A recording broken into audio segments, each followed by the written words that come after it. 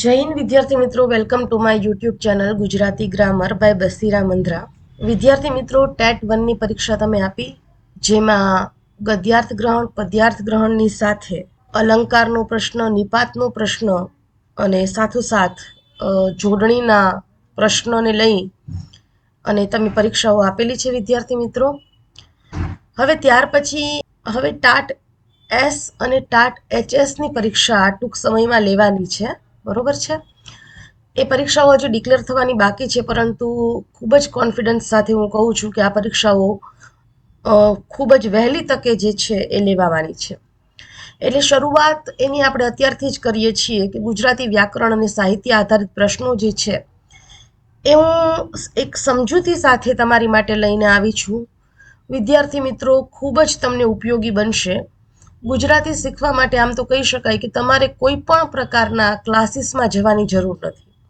તમે આ ચેનલ પર જોડાયેલા રહેશો એટલે ઘણું બધું તમને જાણવા મળશે, તમને શીખવા મળશે અને તમને સમજવા પણ મળશે. તો વિદ્યાર્થી મિત્રો, પહેલી વાત તો એ કે તમારી સાથે જેટલા પણ વિદ્યાર્થીઓ જે છે, એટલે કે ઉમેદવાર કોઈને કોઈ કોમ્પિટિટિવ એક્ઝામ જે છે આપવાના છે, તો એની સાથે પહેલાં આ ચેનલ જે છે એને શેર કરી દેજો. વિદ્યાર્થી મિત્રો, વિડીયોને ખાસ લાઇક કરજો. તમે એવું કરો છો કે પછી વિડીયો જે છે છેલ્લે સુધી જોતા રહો છો, પણ એને લાઇક કરવાનું ભૂલી જાઓ છો. તો પહેલાંથી અગાઉથી જ તે વિડીયોને લાઇક કરી દેજો, કેમ કે તમારી માટે હું ખૂબ મહેનત કરું છું કે ઘણા એવા પ્રશ્નો જે છે, બરાબર છે, કે એની પાછળ મને ઘણી બધી મહેનત થતી હોય છે. એને બનાવવા, કઈ રીતે તમને પૂછાશે એ કન્સેપ્ટ સાથે હું તમને સમજાવતી પણ જાઉં છું. અને આ વિડીયો આજનો તમને ખૂબ જ ઉપયોગી બનશે અને ખૂબ જ જોરદાર વિડીયો જે છે વિદ્યાર્થી મિત્રો આજનો એ બની રહેવાનો છે. તો તમારી સાથે જેટલા પણ વિદ્યાર્થી મિત્રો છે જેને ગુજરાતી ભાષામાં તકલીફ પડે છે, કે ઘણી વખત એવું થઈ શકે કે તમે સાથે બેઠા હો અને ગુજરાતીની તૈયારી કરતા હો, પણ એ ગુજરાતીમાં થોડો નબળો પડતો હોય વ્યક્તિ, બરોબર, તો એ દરેક વિદ્યાર્થી મિત્રોને આ વિડીયો જે છે એ ખાસ શેર કરી દેજો. ચાલો શરૂઆત કરીએ. 4 વાક્યો આપેલા છે વિદ્યાર્થી મિત્રો. એમાંથી તમને એમ કહેવામાં આવ્યું છે કે નીચેનામાંથી કયું વાક્ય જે છે એ સાચું છે. ચોમાસું સારું હોય તો ચોમાસું પાક સારો થાય. ચોમાસું સારું હોય તો ચોમાસું પાક સારો થાય. ટૂંકમાં અલગ અલગ રીતે 4 રીતે આ વાક્ય લખાયેલું છે. બરાબર છે. એમાં તમે જોજો વિદ્યાર્થી મિત્રો કે અહીંયા ચોમાસું છે એની ઉપર અનુસ્વાર છે, અહીંયા સારું પર અનુસ્વાર છે, પછી અહીંયા પણ ચોમાસું એની ઉપર અનુસ્વાર છે. અહીંયા ક્યાંય ચોમાસા ઉપર અનુસ્વાર છે નહીં. અહીંયા એકમાં અનુસ્વાર છે, બીજામાં નથી.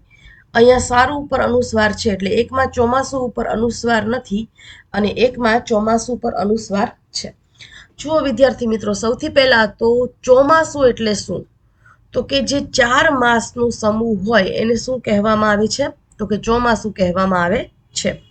પણ અહીંયા શું કીધું? જુઓ, ઉદાહરણ તરીકે હું તમને સીધા ડાયરેક્ટલી જવાબ પર જ લઈ જાઉં છું કે જવાબ જે છે એ સી સાચો છે, કે ચોમાસું સારું હોય, બરોબર, તો ચોમાસું પાક સારો થાય. અહીંયા સારું ઉપર અનુસ્વાર એટલા માટે છે કે એ સુંદરના રૂપમાં આપણે લખીએ છીએ. 2 રીતે સારું લખાય છે, એક તો સુંદરની રીતે સારું અને એક તો સારું જે લખાય છે એની ઉપર અનુસ્વાર નથી લખાતો, એટલે કે મીંડું નથી લખાતું. એ સારુંનો ઉપયોગ તમે કોઈક વાત હોય ને એમાં માટે એવો શબ્દ હોય ને એની માટે કરી શકો.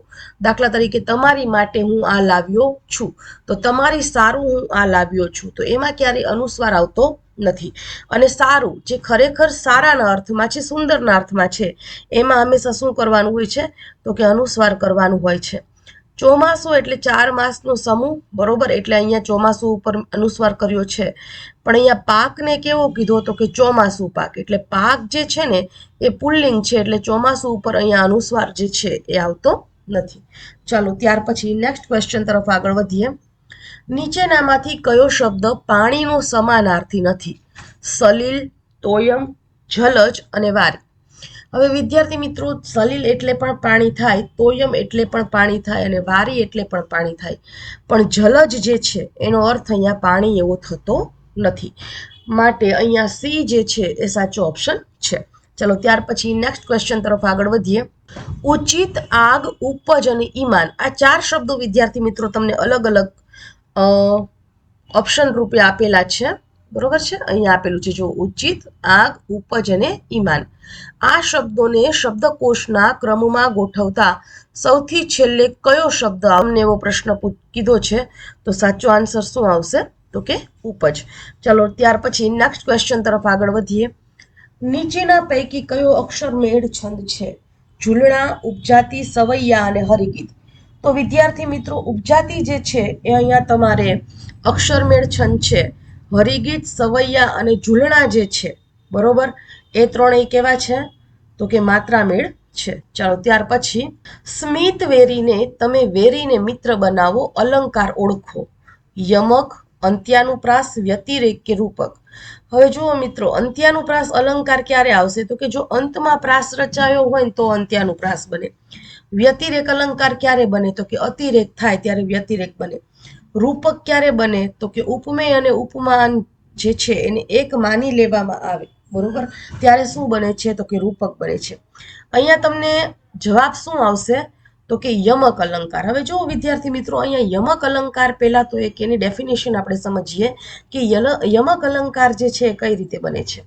તો અહીંયા તમને એમ કીધું કે સ્મિત વેરીને તમે વેરીને મિત્ર બનાવો. અહીંયા બે શું આવ્યા? સરખા શબ્દો આવ્યા બરોબર, પણ બંનેના અર્થો શું થાય છે? તો કે અલગ અલગ.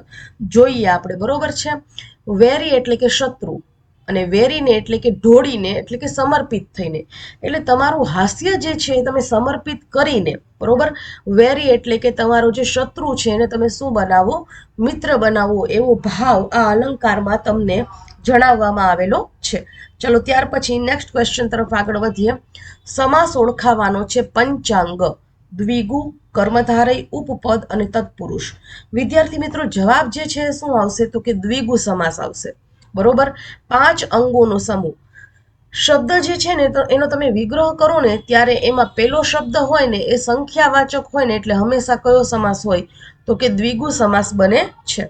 ત્યાર પછી નેક્સ્ટ ક્વેશ્ચન તરફ આગળ વધીએ. રાજા તેના ચતુર પ્રધાનથી ઘણો ખુશ હતો. આ વાક્યમાં વિશેષણ કયું છે? રાજા, તેના, ચતુર અને પ્રધાન. તો વિદ્યાર્થી મિત્રો અહીંયા પ્રધાનને કેવો કીધો? તો કે ચતુર.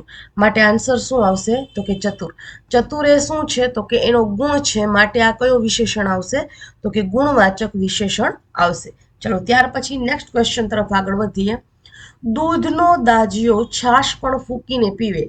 આ વાક્યમાં દાજિયો શબ્દ ઓળખો. દાજિયો શબ્દ એ શું છે? સંજ્ઞા છે, કૃદંત છે, ક્રિયાપદ છે કે નિપાત છે? તો વિદ્યાર્થી મિત્રો દાજિયો શબ્દ જે છે ને કૃદંત છે. અને કયો કૃદંત છે તમને કહું કે દાજિયો શબ્દ જે છે એ ભૂત કૃદંત છે બરોબર છે. આ ભૂત કૃદંતમાં પહેલો પ્રકાર જે છે એ ભૂત કૃદંતનો સાદો ભૂત કૃદંત, જેમાં ય પ્રત્યય લાગે છે બરોબર.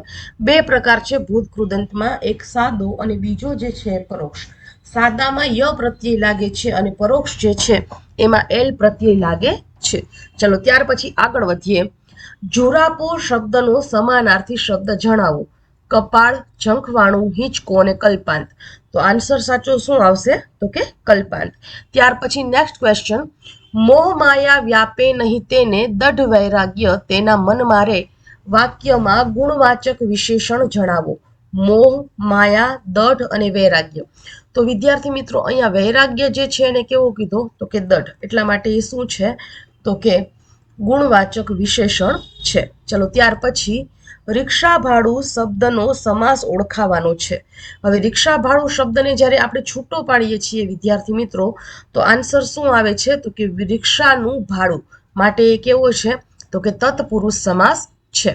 ત્યાર પછી સુક્તિ શબ્દની સંધિ છૂટી પાડો. અલગ અલગ 4 રીતે વિદ્યાર્થી મિત્રો જુઓ સુક્તિ લખાયેલું છે, પણ સાચો આન્સર પહેલા તમને કહી દો અને પછી એને તમને સમજાવું એટલે તમને આઈડિયા આવે બરોબર છે. જુઓ અહીંયા સ ની સાથે કયો પ્રત્યય લાગેલો છે? તો કે સ ની સાથે અહીંયા ઉ લાગેલો છે, પણ આ ઉ કેવો છે? તો કે રસ્વ છે. અને પ્લસ પછી જોઈએ તો અહીંયા કેવો ઉ આપેલો છે? તો કે એ પણ રસ્વ છે. એટલે અહીંયાનો રસ્વ બરાબર કેવો બને છે? તો કે અહીંયાનો દીર્ઘ બને છે. ચાલો ત્યાર પછી નેક્સ્ટ ક્વેશ્ચન. મારી બંસીમાં બોલ બે વગાડી તું જા, મારી વીણાની વાણી જગાડી તું જા. આ અલંકાર ઓળખાવાનો છે. રૂપક, ઉપમા, ઉત્પ્રેક્ષા અને વ્યતિરેક. તો વિદ્યાર્થી મિત્રો આ જે છે એ રૂપક અલંકારનું ઉદાહરણ છે. ચલો ત્યાર પછી નેક્સ્ટ ક્વેશ્ચન, ગુજરાતી ભાષામાં સંસ્કૃત ભાષામાંથી કોઈ પણ ફેરફાર વગર ઉતરી આવેલા શબ્દોને કેવા શબ્દો કહેવાય છે? જો વિદ્યાર્થી મિત્રો શબ્દને ખાસ અહીંયા સમજવાનો પ્રયત્ન કરજો. શું કીધું કે ફેરફાર વગર ઉતરી આવેલા શબ્દો કેવા છે? ફેરફાર વગર ઉતરી આવેલા શબ્દો.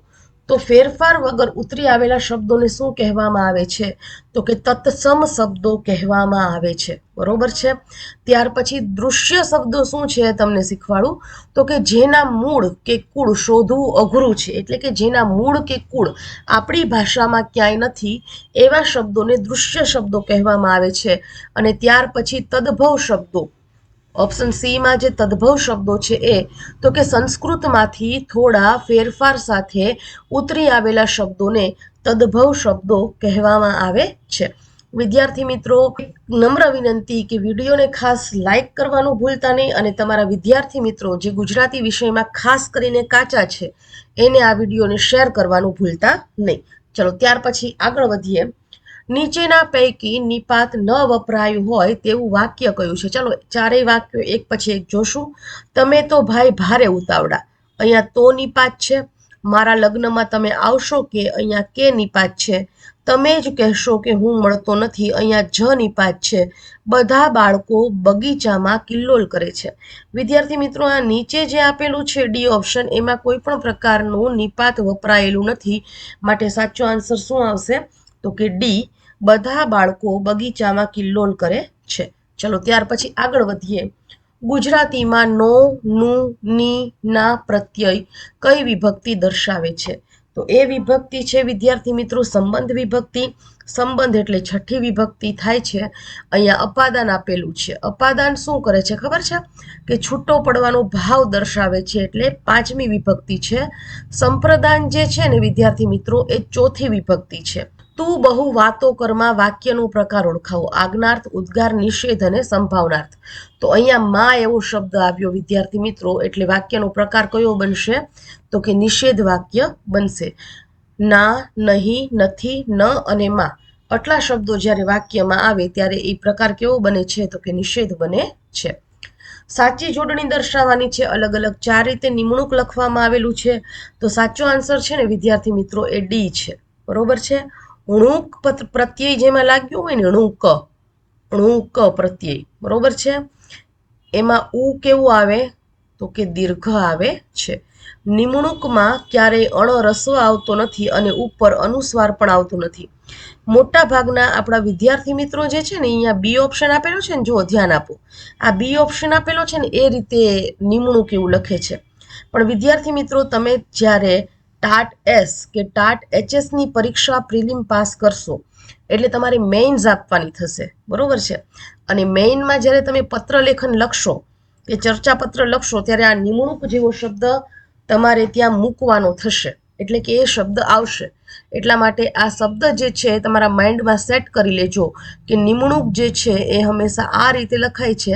આ ત્રણમાંથી કોઈ પણ રીતે લખવામાં આવતો નથી. ચલો ત્યાર પછી નેક્સ્ટ ક્વેશ્ચન તરફ આગળ વધીએ. નીચેનામાંથી અર્ધ સ્વર હોય તેવો વિકલ્પ જે છે એ પસંદ કરવાનો છે. ર, વ, ક, ગ, ય, વ અને સ અને શ. તો વિદ્યાર્થી મિત્રો આમાં સાચો આન્સર જે છે એ શું છે? તો કે ય અને વ. બરોબર છે.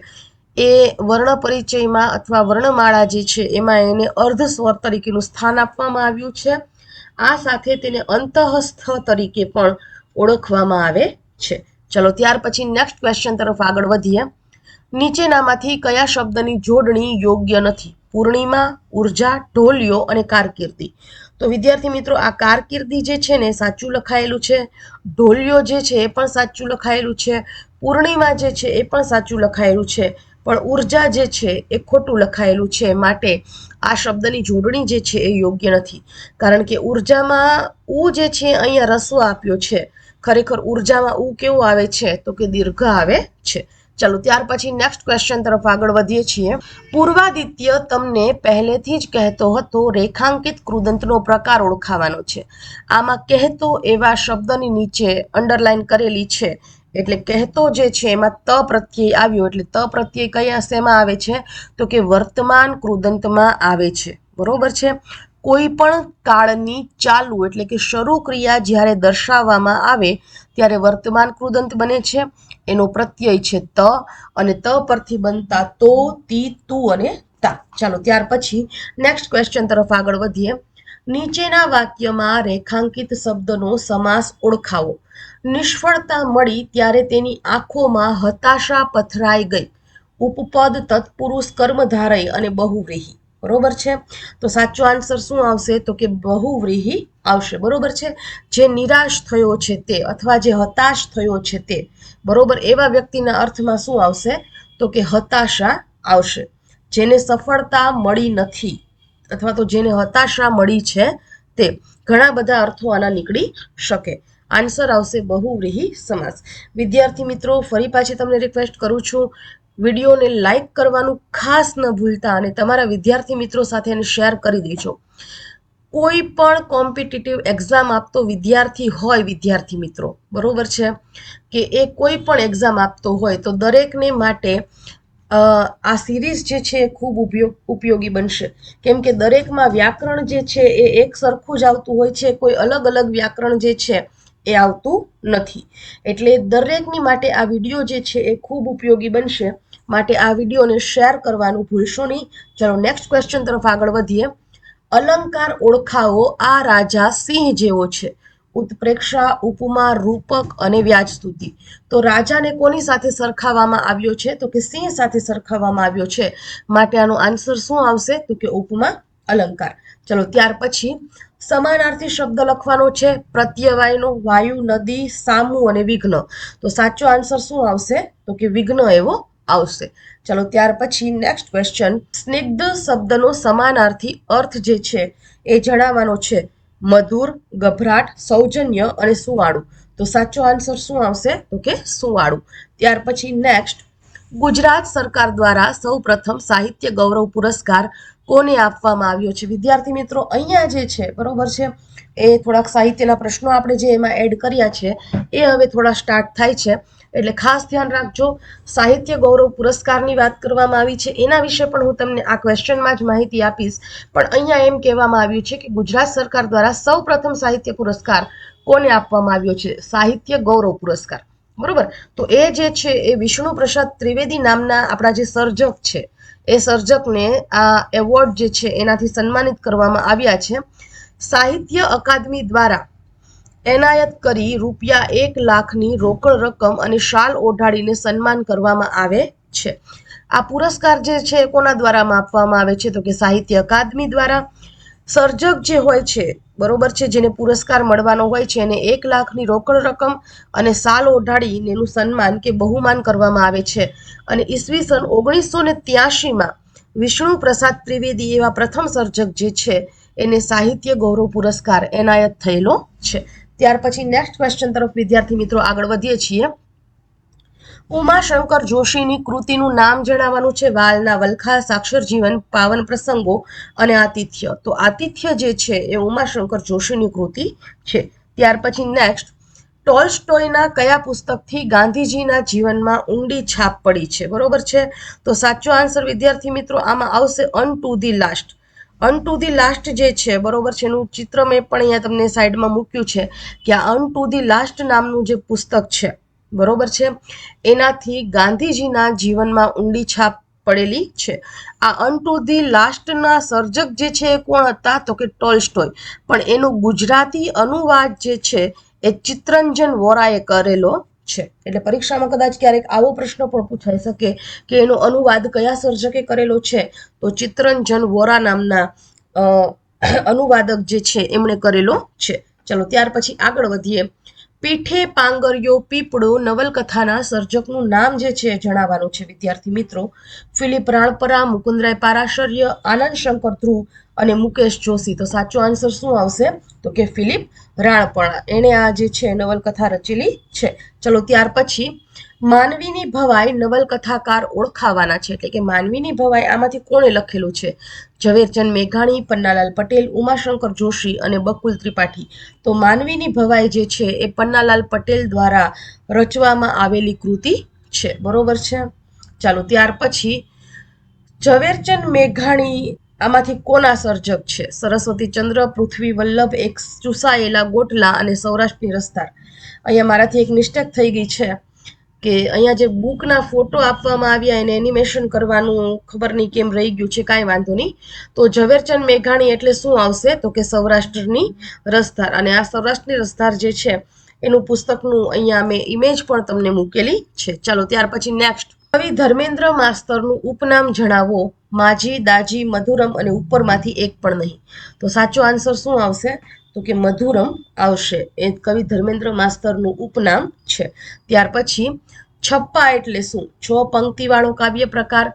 એમાં રોડા છંદની 4 અને ઉલાળા છંદની 2 પંક્તિઓ હોય. અખાએ છપ્પામાં ચોપાઈ છંદનો પ્રયોગ કર્યો છે અને ઉપરના તમામ. તો સાચો આન્સર છે વિદ્યાર્થી મિત્રો ઉપરના તમામ. છપ્પા એટલે 6 પંક્તિવાળો કાવ્ય પ્રકાર પણ થાય. એમાં રોડા છંદની 4 અને ઉલાળા છંદની 2 પંક્તિઓ હોય છે અને અખાએ છપ્પામાં ચોપાઈ છંદનો પ્રયોગ કરેલો છે. ચલો ત્યાર પછી જૈન ધર્મના અસાધારણ વિદ્વાન પ્રબંધ ચિંતામણીના રચયિતા નીચેના પૈકી કોણ હતા? મેરુતુંગાચાર્ય, વલ્લભાચાર્ય, કેકાશાસ્ત્રી અને ગુણેશ્વરજી મહારાજ. તો સાચો આન્સર વિદ્યાર્થી મિત્રો આવશે મેરુતુંગાચાર્ય, જેમણે પ્રબંધ ચિંતામણી નામનું ગ્રંથ જે છે એ રચેલો છે. ત્યાર પછી વસંત વિજય, ચક્રવાક મિથુન, દેવયાની જેવા કાવ્યોના રચયિતા કોણ? નાનાલાલ, નર્મદ, કાંત અને દલપતરામ. તો સાચો આન્સર વિદ્યાર્થી મિત્રો આવશે કવિ કાંત. ત્યાર પછી ધન્ય હો ધન્ય જ પુણ્ય પ્રદેશ, આપણો ગુણિયલ ગુર્જર દેશ. આ કાવ્યના રચયિતા કોણ છે? તો મહાકવિ નાનાલાલ જે છે એમણે આ કાવ્ય રચેલું છે. ત્યાર પછી નેક્સ્ટ, સ્વામિનારાયણ સંપ્રદાયનો પ્રસિદ્ધ ગ્રંથ ભક્ત ચિંતામણી કોણે લખેલો છે? ભગવાન શ્રી સ્વામિનારાયણે, શ્રી નિષ્કુળાનંદ સ્વામીએ, શ્રી ગુણાતીતાનંદ સ્વામીએ કે શ્રી મુક્તાનંદ સ્વામીએ? તો સાચો આન્સર શું આવશે? શ્રી નિષ્કુળાનંદ સ્વામીએ. ત્યાર પછી નેક્સ્ટ, આખ્યાન સંજ્ઞાનો સૌ પ્રથમવાર પ્રયોગ કોણે કર્યો હતો? નાકર, ભાલણ, પ્રેમાનંદ અને શામળ.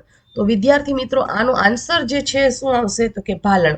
ભાલણે આખ્યાન શબ્દનો એટલે કે સંજ્ઞાનો સૌ પ્રથમવાર ઉપયોગ કર્યો. પ્રેમાનંદ જે છે એને આગળ વધારેલું છે. બરોબર છે.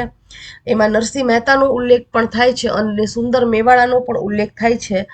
અને સુંદર મેવાડાએ જે છે ને એ પ્રેમાનંદના અધૂરા જે આખ્યાનો હોય ને એ પૂરા કરેલા છે. બરોબર. ચલો ત્યાર પછી નેક્સ્ટ, સંસ્કૃત માહિતી શોધ્યું પ્રાકૃત કીધું પૂર પંક્તિના સર્જકનું નામ શું છે? તો કે એનું નામ જે છે શું છે? તો કે શામળ છે. ત્યાર પછી આજરે સપનામાં લોકગીતમાં જટાળો શબ્દ કોના માટે વપરાયો છે? ભગવાન શંકર માટે, નાયિકાના પતિ માટે, નાયિકાના દિયર માટે કે નાયિકાના નણદોઈ માટે? તો વિદ્યાર્થી મિત્રો સાચો આન્સર જે છે આવશે તો કે નાયિકાના નણદોઈ માટે. ચલો ત્યાર પછી ગુજરાતના જ્યોતિર્ધર જૈન આચાર્ય હેમચંદ્રાચાર્યનો જન્મ ક્યાં થયો હતો? ધંધુકા, ધોળકા, બાવડા અને પાટણ.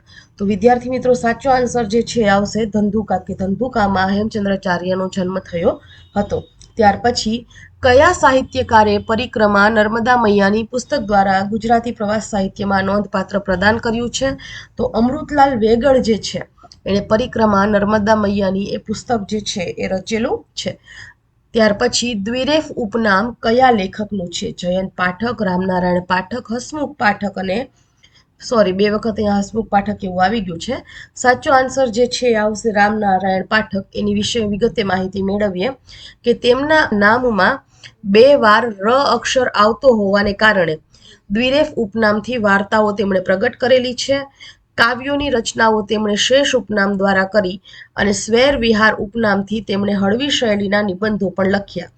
એટલે દ્વિરેફથી વાર્તાઓ, શેષથી કાવ્યો અને સ્વૈર વિહારથી નિબંધો. આ 3 નામ જે છે એ દ્વિરેફના છે. અને ચોથું નામ પણ હજુ એમનું છે વિદ્યાર્થી મિત્રો, એ તમારે મને કમેન્ટ કરીને કહેવાનું છે.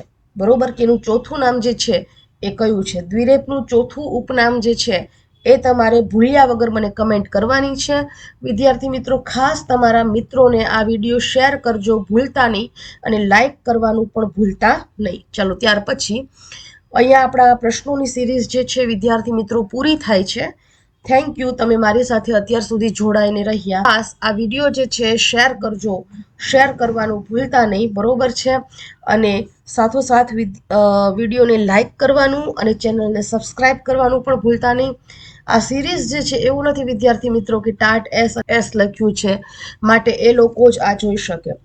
ગુજરાત સરકારની કોઈ પણ એક્ઝામમાં ગુજરાતી વ્યાકરણ અને સાહિત્ય જે છે એના પ્રશ્નો તમને પૂછાય જ છે.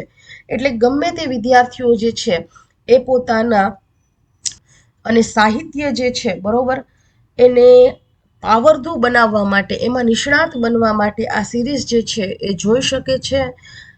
ખૂબ જ રિક્વેસ્ટથી કહું છું વિદ્યાર્થી મિત્રો, લાઇક, શેર અને સબસ્ક્રાઇબ કરવાનું ભૂલતા નહીં. જય હિન્દ, જય ભારત.